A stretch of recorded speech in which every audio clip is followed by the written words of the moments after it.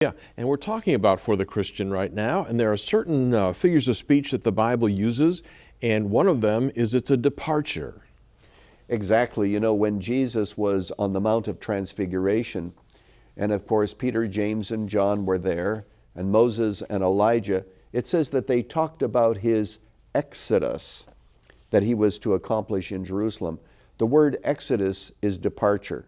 And of course we know about the exodus in the Old Testament. So I like to think of it this way, that just like Moses led the children of Israel over the Red Sea, and they departed Egypt for the Promised Land, in the very same way, Jesus leads us across that river. He takes us to the other side. In fact, John, this is so exciting. We sometimes talk about Jesus Christ meeting us on the other side. We have to realize He's already with us on this side if we know Him as Savior. And so He's the one who guides us through to the other side. The Bible also says that death is a restful sleep. What does that mean? Well, it is speaking there about the fact that the body is like in a state of sleep. You know, just like last night I went to bed without any fear and I slept. In the very same way, I woke up this morning. In the very same way, the body is going to be raised again in the day of resurrection. Now, I have to emphasize, there are many of our friends who think that the soul actually sleeps. So they think that there's no consciousness on the other side of the grave until the day of resurrection. I really believe that that is wrong.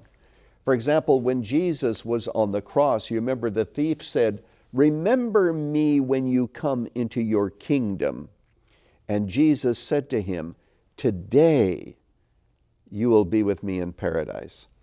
Now there are some of these folks who say, well, really what Jesus meant was, "I say to you today, you shall be with me in paradise."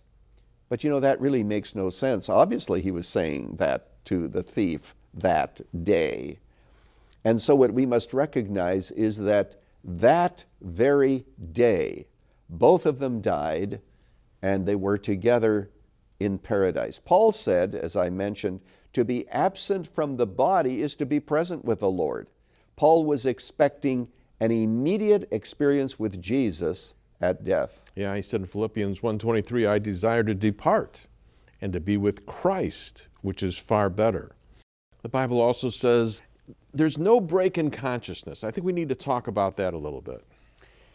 Yes, I really do believe that we go from this life to the next life without a break in consciousness. Now, we've talked about the fact that we have to be very careful about near-death experiences because sometimes they are deceptive. But years ago, when people died without a lot of anesthesia, they actually began to see into the next world.